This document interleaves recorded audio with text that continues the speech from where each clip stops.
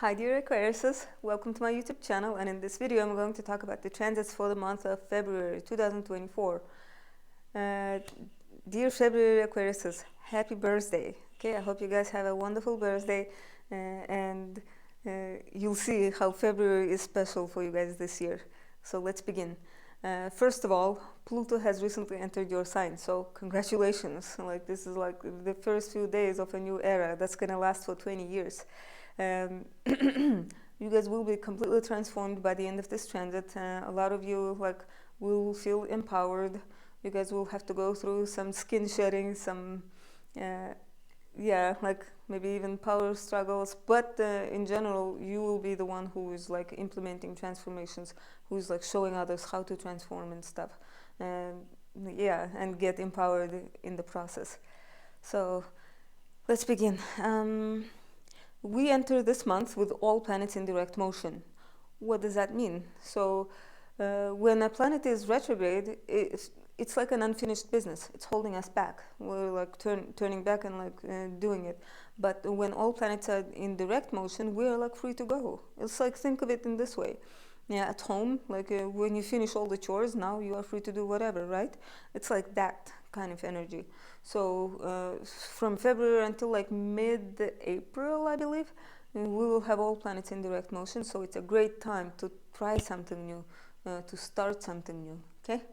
And now, in this part of the video, I'm going to contradict myself a little bit, because on February 2nd, we have the last quarter moon in Scorpio. And what does that mean is that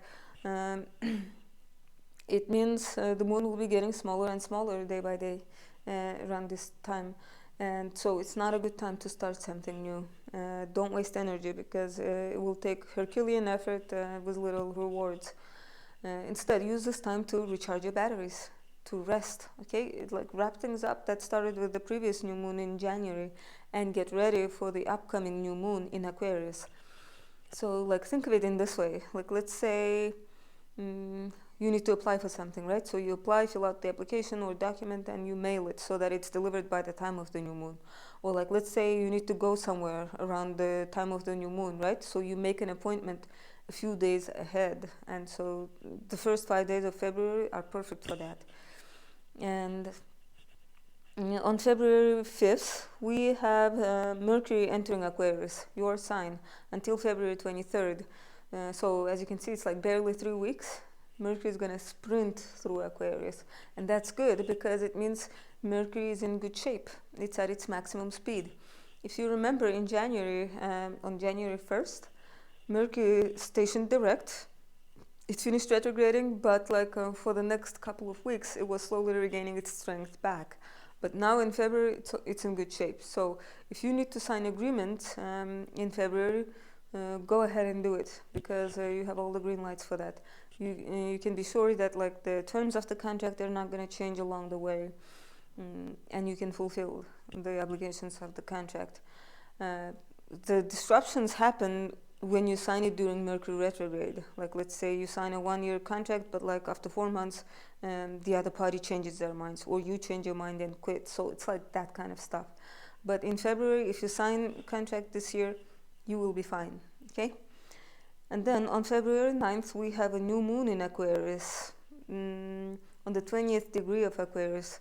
So February 9th, right? So Aquariuses, those of you who were born on February 9th, you will have this new moon energy in your solar return chart. And what that means is that you will have this new moon energy until your next birthday. And this is good, because like, it means something new will start in your life. A lot of people become parents when they have a new moon on their birthday chart during that year.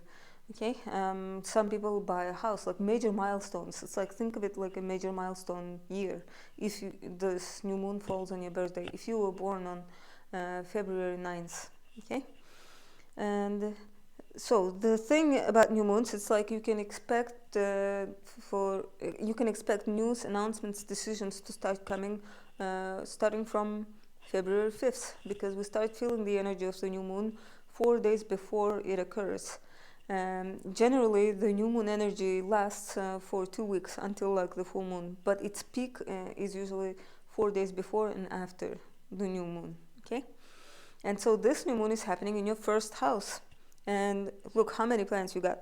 Pluto in Aquarius, Mercury in Aquarius, Sun in Aquarius, Moon in Aquarius around this new moon. So 4 planets in your first house. So Aquarius is like a new moon in a new era. A time of self-discovery, self-empowerment. So after this, on February 13th, we have Mars entering Aquarius. Yeah, so as soon as it enters Aquarius, it's going to make a conjunction with Pluto. Because remember, Pluto entered your sign in late January. So because it's a slow moving planet, it is still on the 0th degree. And when Mars enters Aquarius, it's going to make a conjunction. So this is a very intense, passionate aspect. And so it means you have now 4 planets in your sign. And that's not it. Because 3 days after Mars enters Aquarius, Venus is going to join them. So you will have 5 planets in Aquarius in mid-February.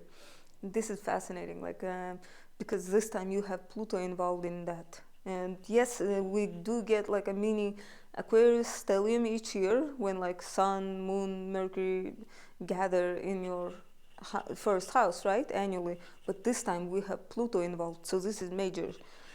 And what's more, in mid-February, what do we have? We have Valentine's Day on February 14th.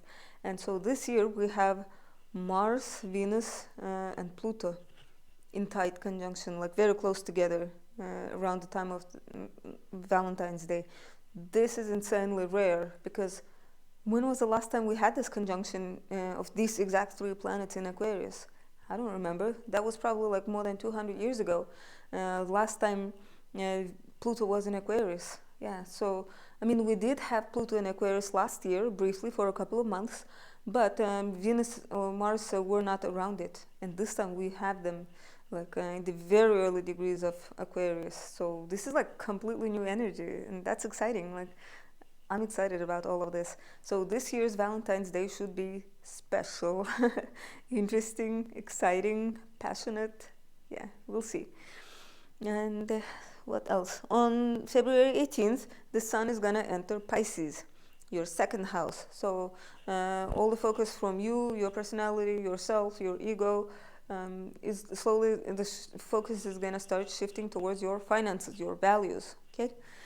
And I mean, this is an annual transit every year. February 19th, 20th, Sun enters Pisces. And this time you have Saturn in there. So Saturn, Sun, and a few days later, Mercury is going to join them in Pisces. So now you have 3 planets in your second house towards the end of February. And so Mars in Pisces. Mars is gonna be in Pisces from February 23rd until March 9th. So again, as you can see, like barely 3 weeks, and it means Mercury is still in good shape. Okay, so February and March should be good for signing contracts.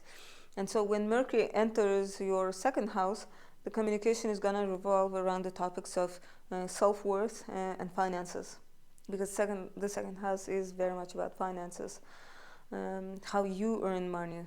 Okay, it's like the money that you earned by yourself. It's like that kind of money, income. And so on the same day that Mercury enters Pisces, on February 23rd, we have Mars and Venus conjunction. Yeah, like, I mean, it's this time it's going to be only 2 of them. I mean, Pluto is still going to be nearby, but this one is mostly just Mercury, and not Mercury, Mars and Venus, the cosmic lovers coming together. And this is a very romantic aspect.